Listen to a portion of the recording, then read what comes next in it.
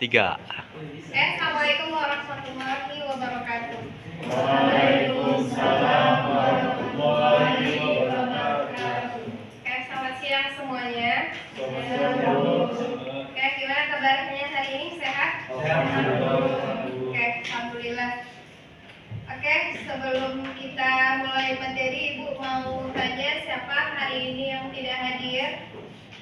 Siapa yang tidak hadir hari ini? Siapa hari ini yang sakit? Ada berapa orang yang tidak hadir? Ada?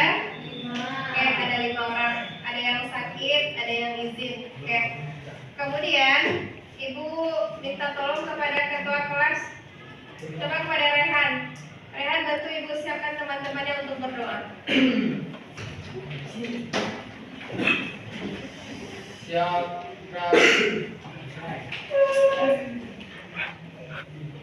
Doa mulai.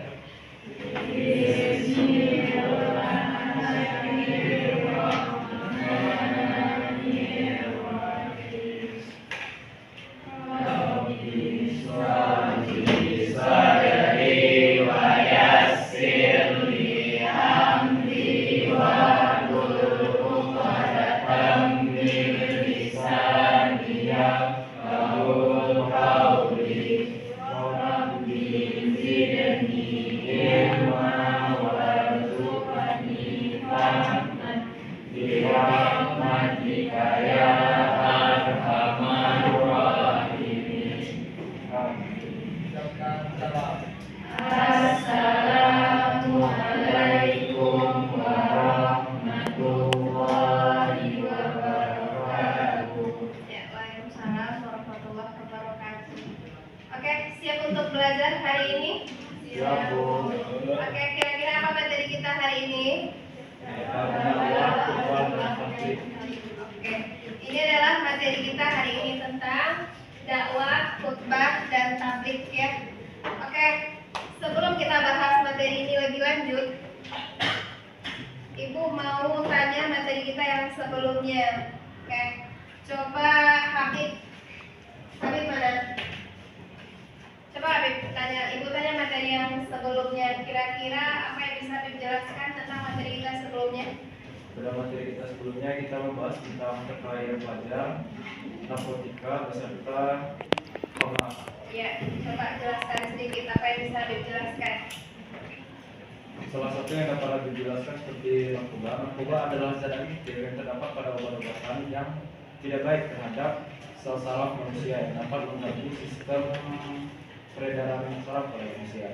Dan juga ada pemak. Pemak ini adalah segala sesuatu yang memabukkan yang dilarang oleh Allah, seperti makanan yang memabukkan ataupun minuman yang memabukkan. Sangat luar biasa sekali Habib menjelaskan tentang materi kita yang sebelumnya. Sekarang kita masuk materi yang hari ini, yang mana tujuan pembelajaran hari ini adalah nanti Ananda mampu menganalisis materi tentang dakwah, khutbah, dan tabligh.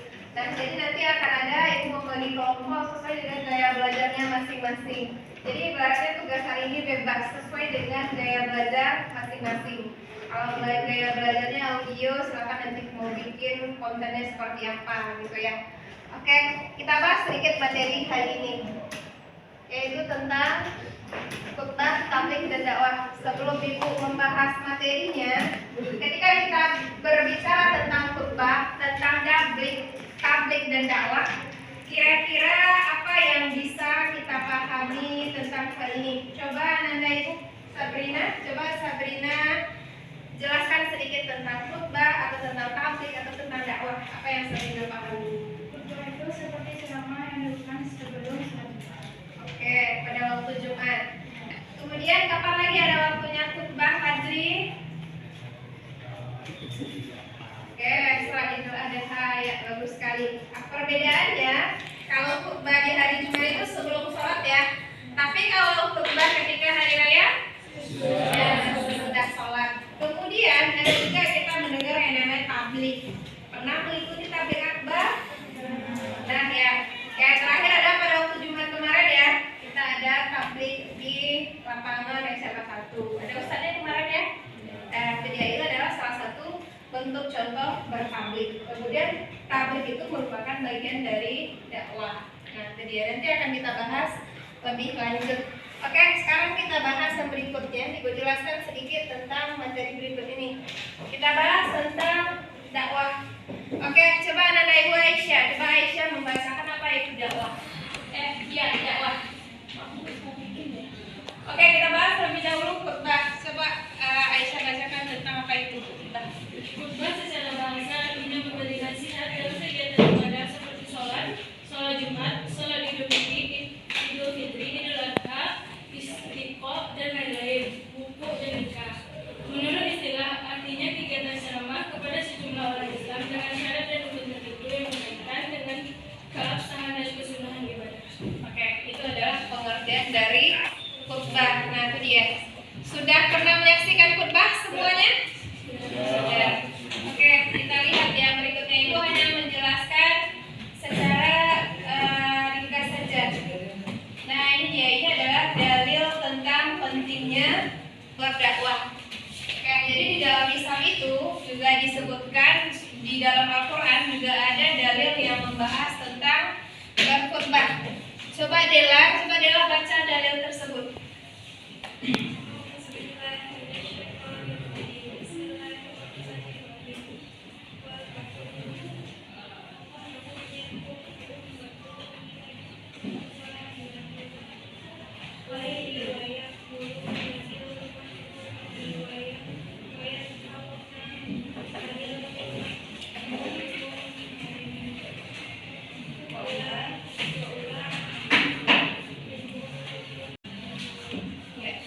Itu adalah dalil tentang pentingnya berdakwah. Oke, kemudian coba Kevin baca artinya. Ada Kevin nampak dari belakang? Coba Kevin baca artinya. Segolongan orang yang menyeru kepada kebajikan, menyuruh yang makmur dan mencegah dari yang buruk. Mereka itulah orang yang berbentuk. Nah, itu adalah dalil tentang dakwah. Yang mana disebutkan, hendaklah ada di antara kamu segolongan orang yang menyeru kepada kebajikan, menyuruh berbuat yang ma'ruf dan mencegah dari yang munkar. Mereka itulah orang-orang yang beruntung. Nah, itu dia. Jadi kita maksud dari sini adalah kita harus mampu bahwasannya kalau kita melihat sebuah kemungkaran, maka kita harus mampu mencegahnya. Tidak dibiarkan saja, karena Allah perintahkan kita untuk menyeru. Nah, itu dia. Oke, yang berikutnya. Nah, ini ada tentang media dakwah. Jadi ada berapa media dakwah? Ada dua ya. Ada elektronik, kemudian ada. Nah, ini dia media cetak. Ya, maaf Ibu, tulisannya kehitaman yang tidak nampak. Jadi yang pertama elektronik ya. Contohnya zaman sekarang orang ada yang dakwah melalui televisi, ada? Ada. Nah, yang mana kita misalnya contoh nontonnya misalnya pagi-pagi ada Mama Dede, itu salah satunya. Kemudian melalui TikTok misalnya, ada di sana orang berdakwah? Ada. Di TikTok itu banyak orang yang berdakwah. Nah, itu dia. Atau radio, atau dan yang lain sebagainya melalui YouTube. Nah, itu dia. Atau sosial media seperti Instagram. Kemudian media cetak. Apa contohnya? Itu ada majalah. Ada orang berdakwah melalui spanduk. Contohnya mengajak kepada kebaikan. Itu ada spanduknya. Itu merupakan salah satu bentuk dakwah. Nah, itu dia. Jadi dakwah tuh tidak selalu seperti ustazah atau ustaz yang berceramah, tetapi juga ada seperti spanduk atau dan lain baliho dan sebagainya. Itu juga merupakan dakwah yang mana sifatnya adalah mengajak kepada kebaikan. Oke, itu adalah media dakwah. Ibu jelaskan secara garis besarnya saja. Kemudian kita bahas yang berikutnya ada khutbah. Nah, ini dia. Seperti yang sudah kita bahas, bahwasanya khutbah itu adalah ceramah atau pidato yang disampaikan dengan tujuan memberi nasihat atau mempertegas iman dan takwa kepada Allah. Yang mana itu biasanya pada waktu sholat Jumat dan sholat Idul Adha dan yang lain sebagainya. Yang mana khutbah ini ada rukun dan syaratnya. Nah, itu dia, berbeda dengan tabligh. Kalau tabligh tidak disebutkan di sana rukun dan syaratnya. Kalau khutbah ada rukunnya. Kemudian ini dia bertabligh, menyampaikan atau menginformasikan ajaran Islam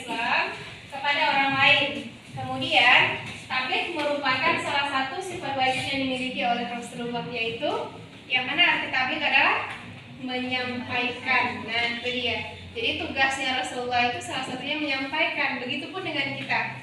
Kita kalau tahu tentang kebaikan, maka kewajiban kita adalah menyampaikan. Nah, itu dia. Oke, itu sedikit tentang yang Ibu jelaskan. Oke, sekarang ada tugas kelompoknya. Ibu bagi kelompoknya menjadi 3, yang mana sesuai dengan gaya belajarnya. Kelompok yang sebelah sana itu adalah kelompok audio, yang di tengah kelompok visual, yang terakhir adalah kinestetik. Oke? Oke? Silahkan duduk berkelompok. Nanti Ibu akan bagikan apa itu tugasnya. Oke, silahkan dibentuk kelompoknya menjadi ini ya, seperti satu kelompok. Oke, silahkan semuanya berdiri dan perbaiki mejanya untuk membentuk kelompok. Dan dakwah hampir sama, yakni menyampaikan pesan kepada orang lain. Lebih rinci mengenai ketiga istilah tersebut dijabarkan sebagai berikut. Berasal dari bahasa Arab. Yang pertama memberi nasihat dalam kegiatan ibadah seperti sholat Jumat, sholat Idul Fitri, sholat Idul Adha, sholat istisqa dan sholat kusuf. Beristilah Waalaikumsalam warahmatullahi wabarakatuh. Waalaikumsalam warahmatullahi wabarakatuh. Kami dari kelompok visual akan mempresentasikan hasil diskusi kami setelah menonton video tadi. Kami akan menjelaskan tentang dakwah, tabligh dan juga khutbah. Materi pertama akan disampaikan oleh Sabrina.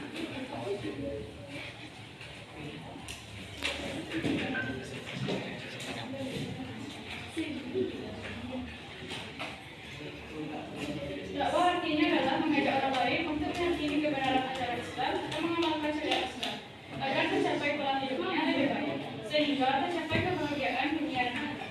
Dakwah tidak hanya berupa tabligh, khutbah dan majelis taklim. Dakwah cakupannya sangat luas, seluas kehidupan setiap muslim. Dakwah tidak mesti berbicara dan berceramah, tetapi setiap perbuatan sehari-hari yang mencerminkan kebaikan Islam, seperti berpakaian menutup aurat, tidak menempel sifat kemudian, berbicara yang santun, yang sopan, menghindari berita hoaks, rajin bersilaturahmi, semua itu sudah bagian dari dakwah.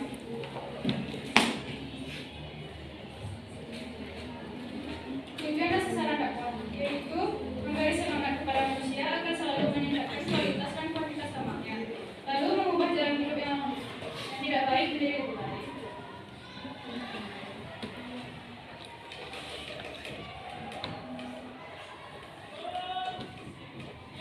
Selanjutnya akan kami jelaskan mengenai khutbah. Akan dijelaskan oleh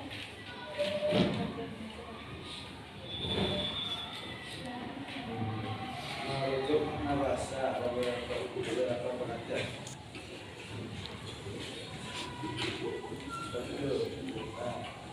Jika berasal dari kata berarti pembicaraan. 2, jika berasal dari kata al-kabir berarti asalnya berundang. 3, kata juga makna dari peringatan, pembelajaran atau nasihat tetapi daripada.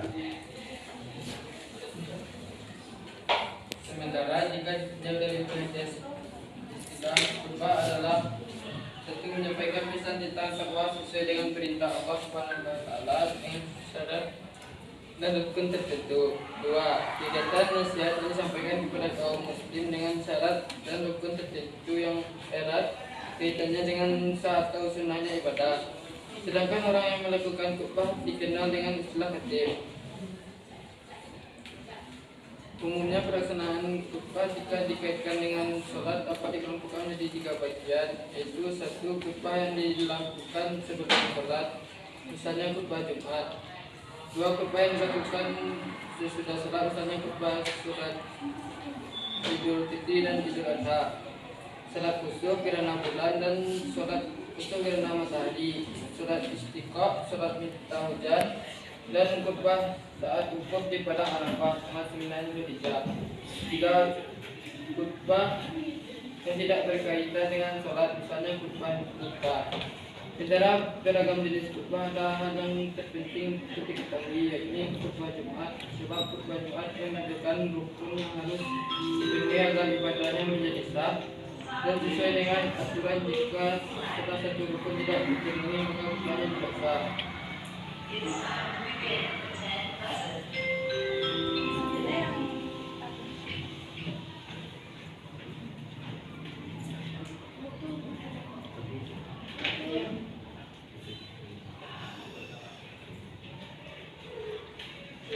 Tabligh. Menurut tiga bahasa kata tabligh berasal dari kata balagha yang artinya menyampaikan atau memberitahukan pesan atau ceramah secara lisan atau perkataan. Makna lainnya adalah ceramah yang tidak disertai dengan rukun seperti khutbah. Bukan sekadar ceramah atau pesan biasa, tetapi sebuah ceramah yang sumbernya dari ajaran Islam yang disampaikan kepada satu orang atau banyak orang agar menyamakan isi pesan tersebut. Pemahaman dari kami, apakah teman-teman dari kelompok yang sedang kelompok lain ini ada yang bertanya? Terima kasih kepada kelompok 1 yang telah memberikan saya kesempatan untuk bertanya. Sebelum itu perkenalkan, saya dari kelompok 2 dengan nama Mutiara Fatia Zia, diizinkan bertanya kepada kelompok 1. Jadi gini, pada dasarnya kan orang pergi untuk mendengar khutbah itu untuk memperbaiki diri. Misalnya khutbah itu menjelaskan tentang hal benar tentang sholat, hubungan yang baik dengan orang tua. Misalnya orang tua dia udah pulang dari khutbah, dia udah berubah dirinya tentang sholat tepat waktu, pas orang azan dia langsung sholat berjamaah, terus dia menghargai orang tuanya, menghargai orang yang lebih tua. Terus beberapa hari berselang, tapi dia kembali kepada sifat awalnya. Jadi itu bagaimana menurut kalian? Kami simpan dulu ya pertanyaannya. Selanjutnya untuk kelompok 3.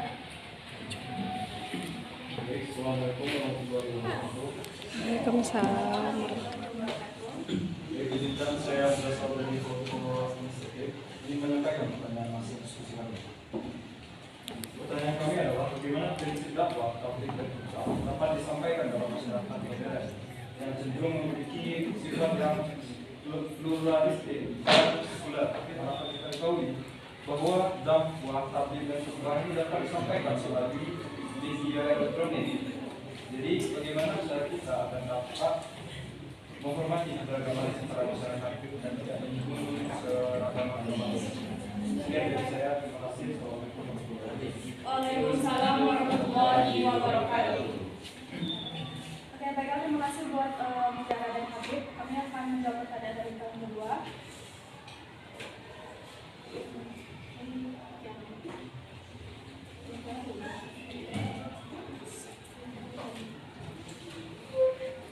Oke, untuk pertanyaan dari Habib, jawabannya itu dalam masyarakat pluralistik, dakwah, tabligh dan khutbah harus dilakukan dengan sikap inklusif, toleran dan menghargai perbedaan keyakinan.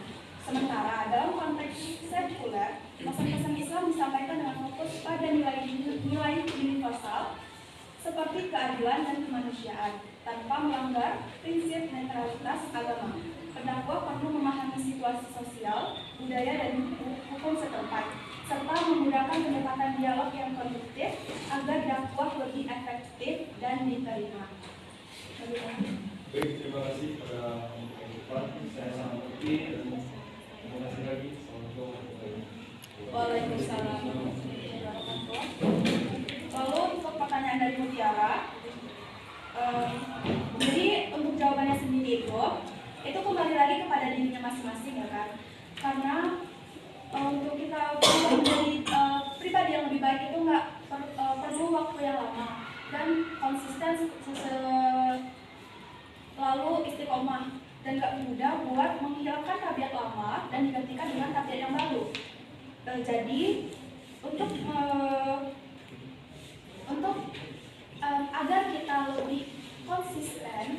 istiqomah, itu tuh kita benar-benar harus dari dalam diri kita sendiri gitu, dari niat kita mulai gitu. Terima kasih atas jawaban dari kelompok 1. Kami dari kelompok 2 sangat menerima jawabannya. Terima kasih. Sekian dari kelompok kami, mohon maaf bila ada kata-kata yang salah. Wassalamualaikum warahmatullahi wabarakatuh. Waalaikumsalam warahmatullahi wabarakatuh. Tadi dari kelompok apa yang menjelaskan materi? Kelompok audio ya. Visual. Oke, tadi sudah menjelaskan materi tentang khutbah, tabligh dan dakwah. Oke, jadi sekarang kita simpulkan materinya. Coba sebelum Ibu membahas lebih lanjut menyimpulkan materi, coba Ibu tanya dulu kepada Habib. Coba Habib simpulkan apa yang Habib bisa didapat hari ini dari materi ini. Kesimpulan kita pada hari ini tentang tabligh, dakwah dan khutbah bahwa menyampaikan ajaran-ajaran Islam itu tidak harus disampaikan ke lapangan langsung, tapi dapat kita cerna atau kita ambil dari media-media lain seperti media elektronik ataupun media pemberitahuan lainnya. Oke, sangat luar biasa sekali ya penyampaian dari temannya.